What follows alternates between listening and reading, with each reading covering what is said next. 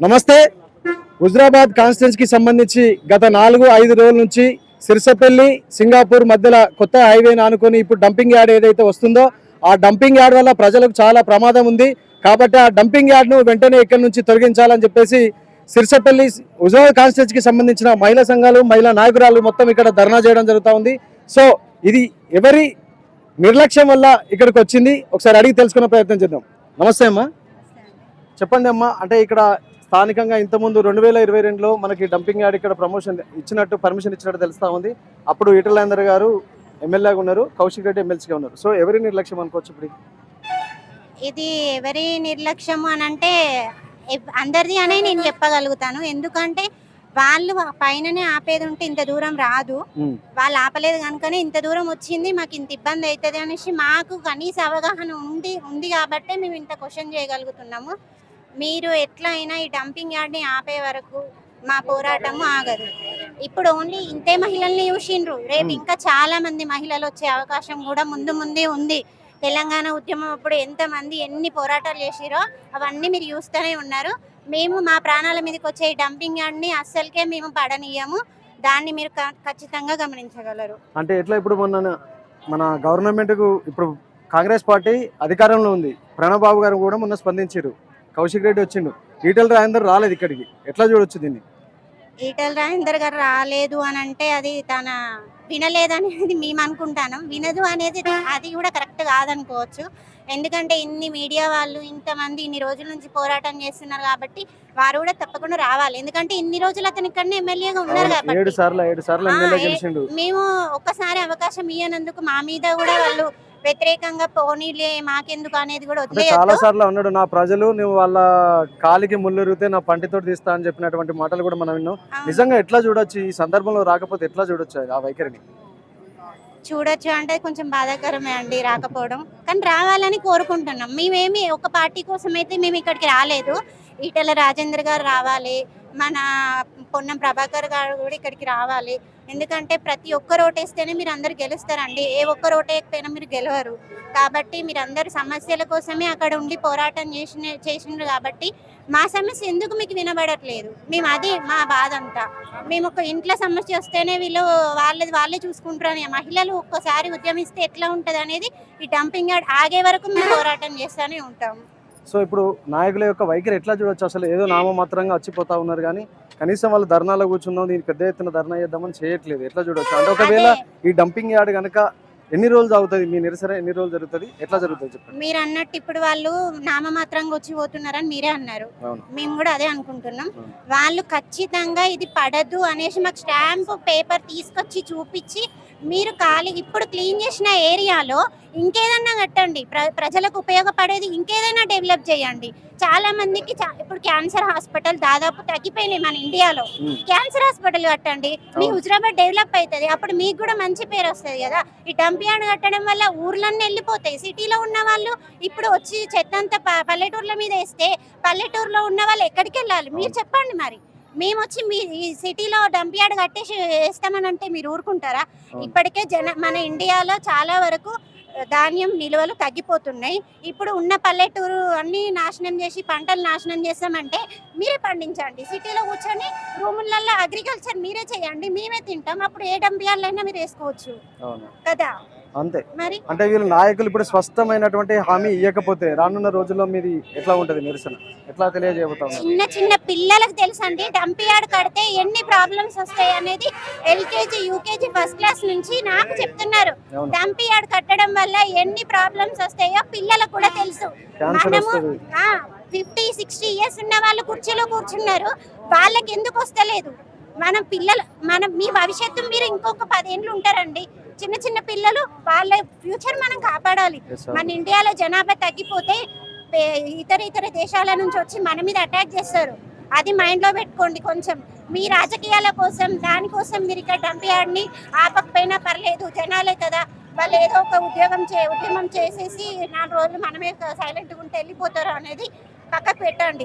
కొంచెం అసలు తగ్గిపోతుంది, మీ మీద నమ్మకమే తగ్గిపోతుంది, రాజకీయ నాయకులు మీద నమ్మకమే తగ్గిపోతుంది. రేపు ఏ విధంగా వచ్చి ఓట్లు అడుగుతారు? ఇంకొక 2 years ఉంది ఓట్లు అడగడానికి మీకు అవకాశం. అప్పుడు వస్తారు కదా, అప్పుడు చెప్తాం ఈ మహిళలు హుజురాబాద్ పట్టణం ఇవన్నీ ఎట్లా మీకు సపోర్ట్ చేస్తాయో అప్పుడు మేము కూడా చూస్తామండి. మీరు కనుక డంప్ యార్డ్ కనుక వెనక్కి తీసుకోకపోతే. దయచేసి నా విన్నపం ఏంటంటే అందరి తరఫున నేను అడుగుతున్నాను, ప్రతి చిన్న చిన్న పిల్లల ప్రాణాలు మనం ఎట్లాగో వాళ్ళ దగ్గరికి వెళ్ళి మనం కాపాడలేము. ఇట్లాంటి పెద్ద పెద్ద ఇష్యూస్ వల్ల వాళ్ళని మనం కాపాడుకోవచ్చు. మన పిల్లల భవిష్యత్తు మన చేతిలో ఉంది కాబట్టి దయచేసి మీ అందరికీ నేను రిక్వెస్ట్ చేస్తున్నాను సార్. సీఎం సార్ ఇది మీరు చూస్తారో చూడరో నాకు తెలియదు, మీ దాకా రావాలని కోరుకుంటున్నా. మీ ఇంట్లో కూడా పిల్లలు పెద్దవాళ్ళు అందరూ ఉన్నారు, సమస్య మీదనుకోండి. అది ఎలా మీరు మంచి పేరు తెచ్చుకోవాలంటే ఇలాంటి సమస్యలు ఉన్న చోట మీరు పనిచేయాలి. మీరు ఎక్కడనో కూర్చొని ఏదో పేపర్ మీద సంతకం పెట్టడం కాదండి. ఇట్లాంటి సమస్యలు మీరు పరిష్కరిస్తే నా దృష్టిలోనే మా సీఎం గొప్పవాడు అని చెప్పగలుగుతారు. ఓకే అండి, ఇదే. ఇప్పుడు మున్సిపల్ శాఖకు సంబంధించినటువంటి పోస్ట్ కూడా నిజంగా రేవంత్ రెడ్డి దగ్గరే ఉంది. సో అతనికి మాత్రం డిసిషన్ తీసుకుంటేనే ఇది ఆగడానికి అవకాశం ఉంటుంది. సో మీరు రిప్రజెంటేషన్ ఇవ్వగలుగుతారా రేవంత్ రెడ్డికి? ఇక్కడ వీళ్ళు నిజంగా మీకు స్పష్టమైన హామీ ఇవ్వకపోతే మీరు రేవంత్ రెడ్డి దగ్గరికి వెళ్ళి రిప్రజెంటేషన్ ఖచ్చితంగా వెళ్ళగలరు. ఎందుకంటే మనిషికి ఓన్లీ రాజకీయ నాయకత్వం ఒకటే మనల్ని కాపాడలేదు, చాలా చట్టాలు ఉన్నాయి. మేము మిమ్మల్ని కూడా కిందికి దించే చట్టం రాబోతుంది. అది కూడా సీఎం గా కూర్చి మనకు ఇష్టం లేదంటే వాళ్ళని కూడా దించేయచ్చు మనం. అట్లాంటిది మీరు తెచ్చుకోవద్దని కోరుకుంటున్నా. మీ చేతిలో ఉంది, మీరు ఖచ్చితంగా దీన్ని వెనక్కి తీసుకునే అంత అధికారం మీకు ఉన్నప్పుడు మీరు ఖచ్చితంగా వెనక్కి తీసుకోవాలి. మీ వరకు కూడా మేము వస్తాము, మమ్మల్ని ఎవరు ఆపలేరండి. జనాలు తలుచుకుంటే ఎంత అది మీకు కూడా తెలుసు.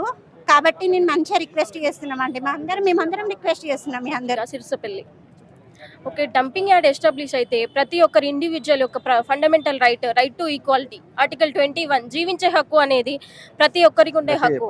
ఆ హక్కు అనేది భంగం కలుగుతుంది ఈ డంపింగ్ యార్డ్ వల్ల. ఈ ప్రతి ఇండియన్ సిటిజన్స్కి ఉండాల్సిన ప్రాథమిక హక్కు భంగం కలిగించాల్సిన అవసరం ఎవరికీ లేదు. ఏ సుప్రీంకోర్టుకి లేదు, ఏ హైకోర్టుకి లేదు.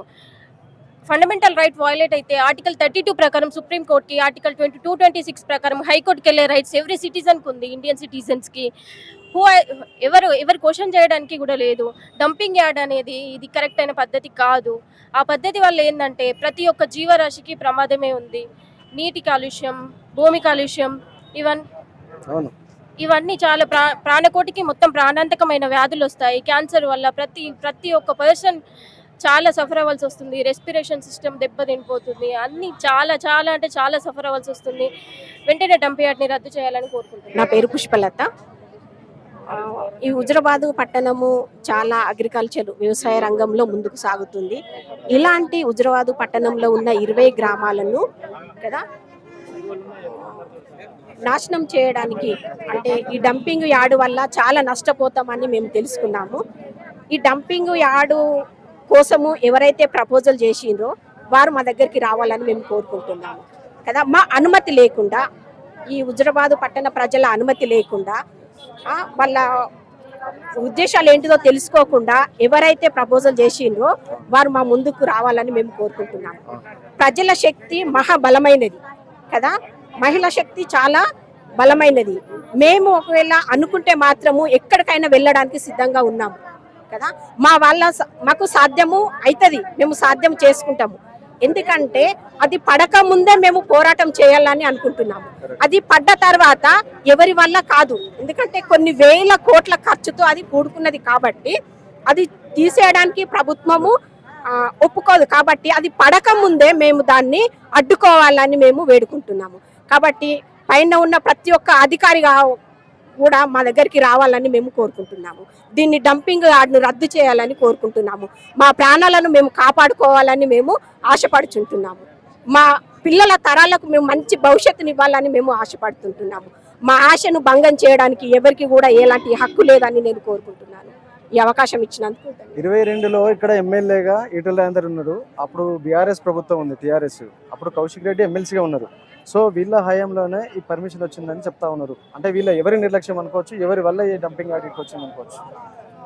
అంటే అప్పుడున్న వాళ్ళు ఏం ఆలోచన చేసిరో మాకు తెలియదు, కానీ ఇక్కడ ఇది పడడం వల్ల అంటే కరెంటు ఉత్పత్తి అవుతుంది అని వాళ్ళు అనుకున్నారేమో, గవర్నమెంట్కు ఏమన్నా లాభం వస్తుందామో అని వాళ్ళు ఊహించారేమో. అంటే రాజకీయ నాయకులు ఎలా ఉంటారంటే వాళ్ళు లోపల ఒకటి ఉంటారు, బయట ఒకటి ఉంటారు కదా. ఒకవేళ ప్రజలే లేకపోతే వాళ్ళు రాజకీయం చేసేవారే కాదు.